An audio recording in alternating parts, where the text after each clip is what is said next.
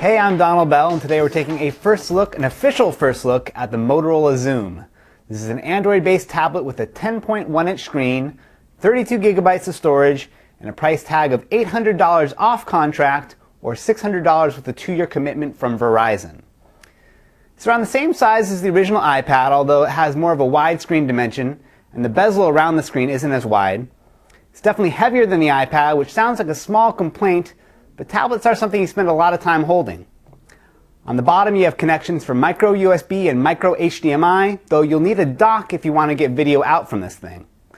On the top you have a headphone out, and a door that covers up the micro SD memory card slot for additional storage, and a 4G SIM card slot for the 4G support that's coming later this year. There's volume control on the left side, and on the back you get a 5 megapixel camera and flash, and a pair of stereo speakers. You also see the power buttons over here on the back.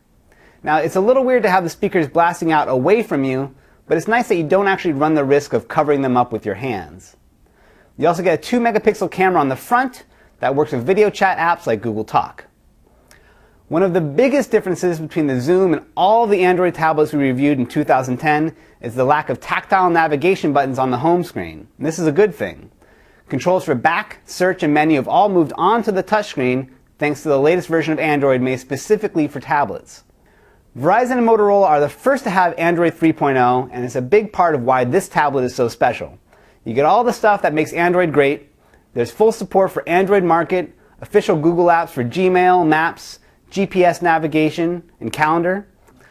A lot has changed though. The browser has this tabbed interface that works more like a desktop browser than a smartphone. You get this nice big keyboard. Notifications and settings are down here on the bottom. And generally all the included apps have been overhauled for the larger screen of the tablet. So now the big question. Is this thing a real competitor to the iPad? From my perspective, there's no doubt. It's fast, it's pretty, and you can see that a lot of thought went into the execution. It's not cheap though, and with so many tablet options coming out this year, I'd stay away from contracts like the plague. Verizon and Motorola have the lock on Android 3.0 for now, but there are many eager contenders on the horizon. So that's the Motorola Xoom from Verizon. For CNET.com, I'm Donald Bell.